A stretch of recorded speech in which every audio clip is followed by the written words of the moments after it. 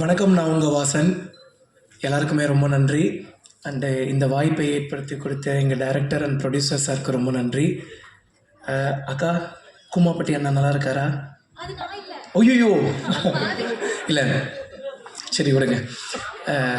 Already நர்வஸாக தான் இருக்கேன். இதில் இங்கே ஒரு பல்ப் வாங்கினதில் இன்னும் ரொம்ப நர்வஸ் ஆகிட்டேன். IPL Indian பின்னல்லா. ஸோ இந்த படம் வரக்கூடிய 28ஆம் தேதி ரிலீஸ் ஆக போகுது தியேட்டரில். எல்லோரும் மறக்காமல் உங்கள் குடும்பத்தோட, ஃப்ரெண்ட்ஸ் அண்ட் ஃபேமிலியோடு போய் பாருங்கள். இது என்னோடய முதல் படம். நிறைய தப்புகள் கண்டிப்பாக நான் செஞ்சுருந்துருப்பேன் உள்ள. நீங்கள் பார்த்துட்டு உங்களோட ஹானஸ்டான ரிவ்யூ சொல்லுங்கள். நானுமே என்னென்ன மிஸ்டேக் பண்ணியிருக்கேனோ அதெல்லாம் கண்டிப்பாக நான் சேஞ்சஸ் பண்ணிக்கிறேன். ராஜேஷ் மாஸ்டர். ஸோ பாட்டு ரிலீஸ் ஆன உடனே டான்ஸ் எல்லாருமே நல்லாயிருக்குங்கும் போது எனக்கு அவ்வளோ ஷாக்.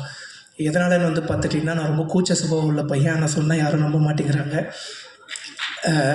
அவருக்கு தெரியும் என்னோடய கூச்சம் எவ்வளோன்னு சொல்லி சிங்கிள் ஷாட் ஆட வச்சாருங்க. அது படம் ரிலீஸ் ஆகும்போது தெரியும். நீங்கள் பார்த்துருந்துருப்பீங்கன்னு நினைக்கிறேன்.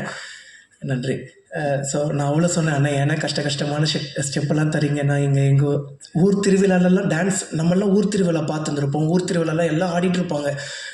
நான் ஆடணும்னு ஆசைப்படுவேன். மனசுக்குள்ளேயே ஒருத்தன் ஆடிட்டுருப்பான் ஜாலியாக.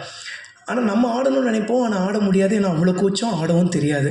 ஸோ ஆனால் அண்ணனுக்கு தெரியும் எனக்கு ஆடணுங்கிற ஆசை இருக்குது. பட் அந்த ஒரு கூச்சம் அப்புறம் ஆட தெரியாது அப்படிங்கிற அந்த ஒரு விஷயம் மட்டும் தடுக்குதுன்னு சொல்லி, நல்லா பண்ணுறியப்பா அப்படின்னே சொல்லி ஆட வச்சிட்டாரு ராஜேஷ் மாஸ்டர். ரொம்ப தேங்க்ஸ். அதுக்கப்புறம் எங்களோட கேமராமேன் அண்ணா.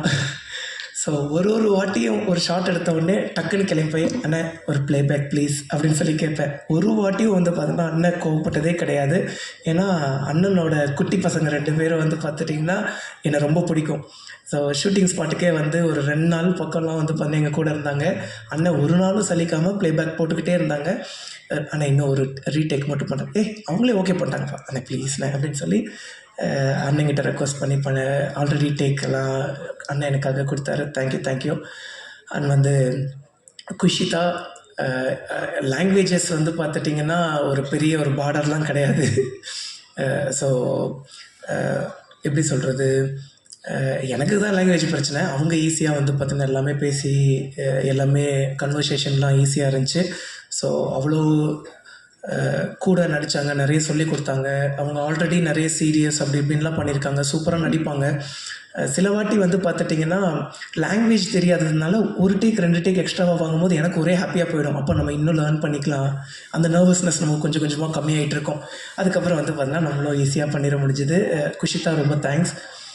அந்த கிஸ்ஸிங் சீன்லாம் பார்த்திங்கன்னா நான் அவங்ககிட்ட கேட்டேன், நீங்கள் கம்ஃபர்டபுளாக இருக்கீங்களான்னா? கம்ஃபர்டபுள் தான், ஆனால் கிஸ்ஸுக்கெல்லாம் நோ அப்படின்னு தான் சொன்னாங்க. அது கிஸ் எல்லாம் சும்மா சீட் பண்ணி எடுத்துக்கிட்டது தான். அதுக்கப்புறம்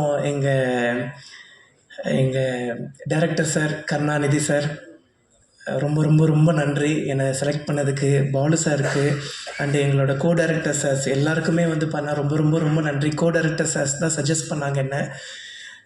கருணாநிதி பேர் இப்போ தான் கடைசியாக பார்த்தீங்கன்னா ஃபஸ்ட் லுக்கில் பேர் போடுறாரு. ஃபஸ்ட்டு பேர் பார்த்திங்கன்னா எங்கிட்ட இன்ட்ரோ ஆகும்போது கர்ணன், அப்புறம் கருணாகரன், அப்புறம் கடைசியாக பார்த்தீங்கன்னா கருணாநிதி. ஏன்னா கான்ட்ரவர்சிஸ் எதுவும் வந்துடக்கூடாதுன்னு சொல்லி அண்ணன் கர்ணன்னு சொல்லி ஃபஸ்ட்டு பேர் வச்சுருந்தாங்க. அதுக்கப்புறம் இதுதான் நம்மளோட பேர், நம்ம ஏன் மற்றவங்களுக்காக மாற்றிக்கணும், எது வந்தாலும் பார்த்துக்கலாம் அப்படின்னு சொல்லி அண்ணன் துணிச்சலாக பார்த்தா கருணாநிதின்னு சொல்லி வச்சுருந்தார். எனக்கு அந்த கர்ணன் ஐயாவை ரொம்ப பிடிக்கும். ஸோ அது ஒரு மாதிரி கனெக்டிங்காக இருந்துச்சு ஸ்டார்டிங்கில். அதுக்கப்புறம் அபிராமி மேம், ஐயோ என்ன க்யூட்டுங்க, அவங்க ரொம்ப க்யூட்டுங்க. அண்ட் போஸ் வெங்கட் சாரை மிஸ் பண்ணிட்டேன். டக்குன்னு இந்த ரீல்ஸுங்கும் போது டக்குன்னு ஞாபகம் வருது. அவர் கொஞ்சம் பின்னாடி உட்காந்ததுனால டக்குன்னு கவனிக்க முடியல. நானும் அபிராமி மேமும் கிஷோர் சாரும் பண்ண ஒரு ரீல்ஸ் பண்ணியிருந்தோம். கேஷுவலாக சார் கூட பண்ண முடியல, ஏன்னா அன்றைக்கி சார் கிடையாது. அன்றைக்கி சாருக்கு டேட் கிடையாது. நாங்கள் பண்ணால் அபிராமி மேம் கூடயும் கிஷோர் சார் கூடயும் படத்துக்காக ஒரு ப்ரமோஷன் ரீல் பண்ணியிருந்தோம். அது கொஞ்சம் வைரல் ஆகிடுச்சு. அதுக்கப்புறம் சார் கேஷுவலாக வாசா எப்போ நம்ம ரீல்ஸ் பண்ணுறோம் அப்படின்னு சொல்லி கேட்கும்போது, ஐயோ அது எவ்வளோ பெரிய மனசு வரணும். அது போக அண்ணனோட ஃபேமிலியில் இருக்கக்கூடியவங்களுக்கெல்லாம் என்னை ரொம்ப பிடிக்குமா, அது சொல்கிறக்கே பெரிய மனசு வரணும்ல. ரொம்ப நன்றி சார். அதுக்கப்புறம் எங்களோட செல்லக்குட்டி அபி மேம் பார்த்துட்டிங்கன்னா அவ்வளோ ஸ்வீட், ஐயோ ரொம்ப க்யூட். அவங்களோட க்யூட்னஸ்க்கே ஒரு பெரிய லவ். அதுக்கப்புறம் எங்களோட பாக்யராஜ் சார், எல்லோரும் சொல்லுவாங்க சின்ன வயசுலேருந்துன்னு சொல்லாதீங்கடா, எங்களுக்கு வயசான மாதிரி இருக்குதுன்னு சொல்லி. பட் இருந்தாலும் என்னை மன்னிச்சிக்கோங்கண்ணே, உங்ககிட்ட நான் நேரில் சொன்னதை இப்போ நான் சொல்லியே ஆகணும். 2011 அப்போ எனக்கு ஒரு 11 வயசு. நான் ஒரு 7th 6th படிச்சுட்ருப்பேன். சார் வந்து மேட்டுப்பாளையத்தில் இருக்கக்கூடிய மெட்ரோ ஸ்கூலுக்கு வந்து சீஃப் கெஸ்ட்டாக வந்திருந்தார். நான் வந்து எஸ்ஆர்எஸ்ஐ ஸ்கூல், எனக்கும் அந்த ஸ்கூலுக்குமே வந்து பண்ண ரொம்ப தூரம். ஆனுவல் டேவை அட்டன் பண்ணணும் அப்படின்னு சொல்லி அங்கேருந்து நடந்தே வந்தேன்.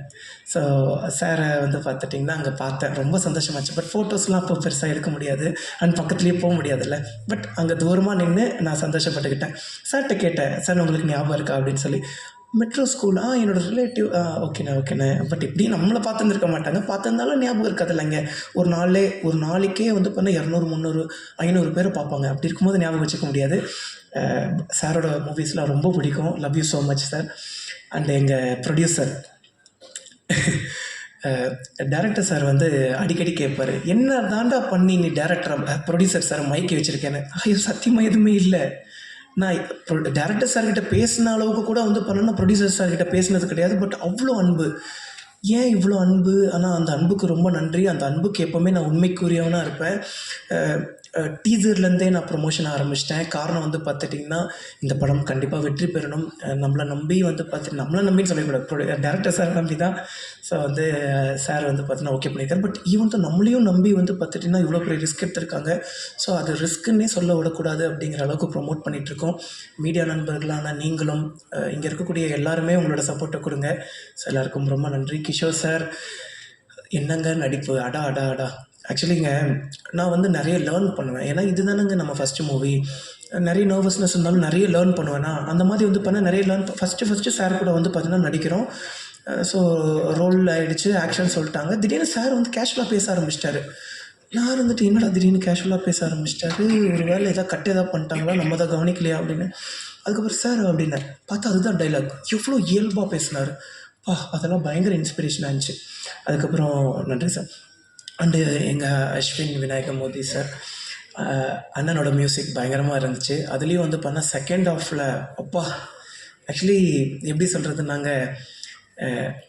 நமக்கு நம்மளே ஹீரோவை பார்க்கும்போது அது கொஞ்சம் ஓவராக இருக்கும் அப்படிங்கிற மாதிரி தோணும். ஆனால் என்னையே நான் ஹீரோவை பார்த்தது வந்து உங்களோட மியூசிக்கோட அந்த ஒரு செகண்ட் ஹாஃபில் தான். ரொம்ப பயங்கரமாக இருந்துச்சு. ரொம்ப ரொம்ப ரொம்ப நன்றிண்ணே.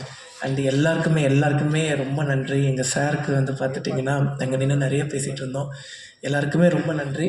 அப்போ அது நீங்கள் இல்லையா? ஆனால் அதே மாதிரி தான் இருக்கீங்க. ஒருவேளை எனக்கு தான் தெரில போல, ரொம்ப சாரி. ஸோ வர 28ஆம் தேதி நம்மளோட IPL இந்தியன் பீனல்லா படம் தேட்டரில் ரிலீஸ் ஆகும். உங்கள் வீட்டு பிள்ளையோட முதல் படம். அதனால் எல்லாருமே ஃபஸ்ட் டே ஃபஸ்ட் ஷோ போய் உங்களோட ஹானஸ்டான ரிவ்யூ கொடுத்துருங்க. இது ஒரு உண்மை சம்பவத்தை வந்து பார்த்துட்டிங்கன்னா பேஸ் பண்ணி எடுத்த படம். பட் ஈவன் தோ கொஞ்சம் அந்த ஒரு கற்பனைகள்லாம் இருக்கும். எவ்வளவு அநியாயங்கள் நடக்குது அப்படின்னு சொல்லி நம்ம மக்களுக்கு எடுத்துகிட்டு போகிறோம். ஸோ வந்து நார்மலாக நியூஸ் பேப்பர் படிக்கிறோம், நியூஸ் பேப்பரை கடந்துட்டு நம்ம பாட்டுக்கு போயிடுறோம். அப்போ இதுதான்ப்பா உண்மை, இவன் இப்படி தான்ப்பா அப்படின்ட்டு போயிடுறோம். ஆனால் அந்த நியூஸ் பேப்பருக்கு பின்னாடி, அந்த நியூஸுக்கு பின்னாடி எவ்வளோ உண்மைகள் இருக்குதுன்னு சொல்லி, எவ்வளவு அரசியல் பலம் வாய்ந்த மக்கள் இருக்காங்க, பணம் வாய்ந்த மக்கள் இருக்காங்கன்னு சொல்லி நம்ம படம் எடுத்து சொல்லும்.